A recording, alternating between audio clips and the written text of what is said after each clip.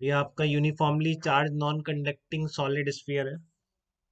तो आपको self energy लिखनी है। तो किसी टाइम तक मान लिया कि आपने किसी इंस्टेंट तक इसकी आर रेडियस तक चार्ज आया, इसे मान लो धीरे धीरे रेडियस बढ़ रही है इसकी, ठीक है ना। चार्ज की पहले सेंटर पे चार्ज, फिर थोड़ा सा और बड़ी रेडियस पर, फिर और बड़ी रेडियस पर, फिर पूरा स्फीयर डेवलप हो जाए। तो किसी इंस्टेंट पर मैंने मान लिया कि चार्ज कहाँ तक आया है, इस पर स्मॉल आर रेडियस तक आया है। कितना चार्ज है इसमें? कोई स्मॉल क्यू चार्ज है। अब डी क्यू चार्ज जो मैंने कहाँ रख रहा हूँ, डी क्यू चार्ज मैं इसके डी आर रेडियस पे रख रहा हूँ पूरी। आर के बाद जो स्मॉल रेडियस डी आर होगी उस पर मैं इसका डी क्यू चार्ज रखूंगा। इसकी रेडियस कैपिटल आर है, टोटल चार्ज क्यू है। तो यहाँ से एक मैं इसकी वॉल्यूम चार्ज डेंसिटी लिख सकता हूँ क्या? यूनिट वॉल्यूम में कितना चार्ज होगा, 4/3 pi are Q. Uniform distribute करना है। तो किसी इंस्टेंट पर क्यू चार्ज आ गया आर रेडियस में, ठीक है।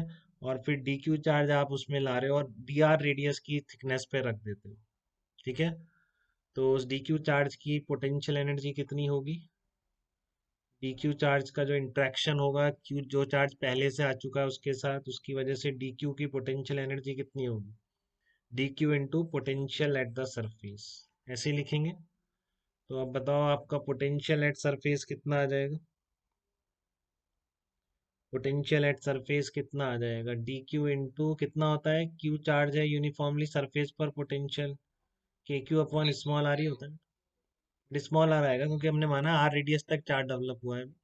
और फिर आप डी क्यू चार्ज इन्फिनिटी से ला रहे हो, ठीक है। तो आपका जो डी क्यू आएगा उसकी जो इंटरेक्शन एनर्जी होगी ऑलरेडी प्रेजेंट फील्ड के साथ, वो आपको बहुत अच्छी तरह लिखनी आती है, D Q into potential at that point. और मैंने मान लिया है D Q charge D R thickness में आता है, ठीक है ना। तो अभी तो इंटीग्रेशन नहीं हो सकता है इसका, क्योंकि आपका क्यू भी वेरिएबल है और आर भी वेरिएबल है, ठीक है। तो इंटीग्रेबल फॉर्म में या तो मैं सब कुछ स्मॉल आर में कन्वर्ट कर लूँ, क्योंकि आर की लिमिट पता है मुझे, जीरो से लेकर कैपिटल आर, ठीक है। तो क्या क्यू को लिख सकते हैं क्या स्मॉल आर की टर्म में? स्मॉल क्यू को स्मॉल आर की टर्म में लिख सकते हैं। ये कांस्टेंट है आपका, देखो, रो। तो, तो क्या लिखेंगे, rho into 4/3 pi are Q, ऐसे लिख देंगे क्या? चेक करें बेटा एक बार, दिक्कत तो नहीं किसी को इसमें? तो कितना आ गया आपका, Q upon 4/3 pi R cube into 4/3 pi R cube आ गया। तो आपका ये चार्ज कितना आ जाएगा, 4/3 पाई कट गया, ये आ गया आपका Q R cube upon capital R cube. ये चार्ज आ गया। हाँ हाँ, सरफेस की बात हो रही है ना। इस पर इसके आर रेडियस के अंदर जो चार्ज आ गया है वो कितना आ गया? स्मॉल आर रेडियस में चार्ज है, वो कितना चार्ज है? इतना ही होगा। बताइए आप माही, बताइए, कोई डाउट तो नहीं है आपको बेटा इसमें? आर रेडियस तक आप डी क्यू की वैल्यू बता सकती हैं कि इस डी आर थिकनेस में कितना चार्ज है डी क्यू? डी क्यू लिख सकते। हाँ, डी क्यू की वैल्यू बताओ कितनी होगी, डी आर रेडियस में जो आ रहा है, डी आर बहुत छोटी है। दोबारा बोलो।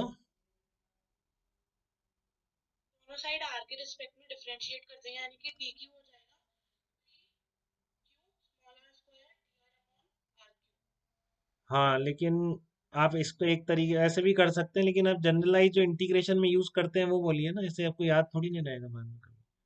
आप आर रेडियस तक अगर चार्ज है तो डी आर थिकनेस में चार्ज कैसे लिखते हैं? ऐसे क्वेश्चन भी तो हैं कि rho as a function of R दे रखा हो, टोटल चार्ज निकालो। नहीं, rho as a function of R दे रखा है, टोटल चार्ज। तो ये आप जो डी आर थिकनेस मानते हैं स्फीयर पे, इसमें कितना चार्ज लिखते हैं, डायरेक्टली आना चाहिए ना आपको। वॉल्यूम कितना लेते हैं इसका बताओ, ये जो स्मॉल वॉल्यूम। हाँ, very good very good very good. तो वो ध्यान रखो बेटा, वो ज़्यादा एप्लीकेबल है, ये आपको थोड़ी नहीं ध्यान रहने वाला, ठीक है ना। आंसर तो वही आ जाएगा, उसमें कोई बात नहीं है, ठीक है। लेकिन हमको पता है कि आर रेडियस का स्पीयर और छोटे से वॉल्यूम में अगर चार्ज लिखना है तो हम हमेशा क्या यूज कर रहे हैं, rho into 4 pi R square D R. अगर rho as a function of R होता तब भी निकल जाता है, ठीक है ना। तो अब आप लिख दीजिए, रो की वैल्यू लिख दीजिए, रो कितना आ रहा है आपका, Q upon 4/3 pi R cube into 4 pi R square into D R, ठीक है। तो 4 पाई तो कट जाएगा, और ये कितना आ जाएगा आपका, 4 पाई कट गया, 3 Q upon R cube into R square into D R आ जाएगा। चेक करिए, 4 पाई कट जाएगा, 3 Q upon R cube into R square into D R, ये आपका डी क्यू आ गया। ठीक है, तो अब डी क्यू आ गया आपका, और आपका के क्यू अपॉन आर क्यू भी यहाँ पे रख दीजिए, डी क्यू भी आपका सब आर और डी आर की टर्म में है। ठीक है, तो अब आप लिख के बहुत इजीली इंटीग्रेट कर सकते हैं इसका। तो कितना आएगा, टोटल एनर्जी कितनी आ जाएगी, पहले डी यू लिख रहा हूँ मैं, कितना आ गया, 3 Q upon R cube R square into D R, और K Q upon small are. अब के भी रख, स्मॉल क्यू भी रख दो, स्मॉल क्यू यहाँ से रख दो, कितना आ गया, Q R cube upon capital R cube आ गया। ठीक है, देखो दिक्कत तो नहीं किसी को। तो कैसे लिखोगे इसको, 3 के क्यू, 3 के क्यू ऐसे ही आ गया। ठीक है, और नीचे आपका आ रहा है R6 आ रहा है, इन दोनों से R6 आ गया, और ये इंटीग्रेशन में क्या बना, R5 है और नीचे भी एक R है, तो ये R4 DR बन जाएगा। बेटा चेक करिए एक बार, आपका ये R4 DR बन जाएगा। ठीक है ना, तो अब इसका इंटीग्रेशन कर दीजिए, इसमें किसी भी बच्चे को दिक्कत नहीं होनी चाहिए टोटल सेल्फ एनर्जी लिखने में इसकी। तो ये आ जाएगा 3 के क्यू स्क्वायर अपॉन R6, तो बाहर आ जाएगा R4 DR, कहाँ से कहाँ तक, 0 से लेकर कैपिटल R तक वैल्यू।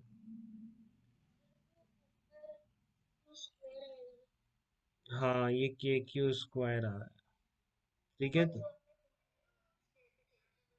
हाँ, टोटल चार्ज जो है शुरू से एंड तक पूरे में जो टोटल चार्ज क्यू है, कैपिटल क्यू, वो है आपका। ये कितना बन जाएगा, R5/5 बन गया। देखो इधर R6 है, तो कट के फाइनल एक्सप्रेशन कितना आ जाएगा। अब याद रखने बेटा, ये दोनों मैं कह रहा हूँ, ये दोनों बिल्कुल याद रखने हैं, क्योंकि सेम ग्रेविटेशन में अप्लाई कर देंगे अपन।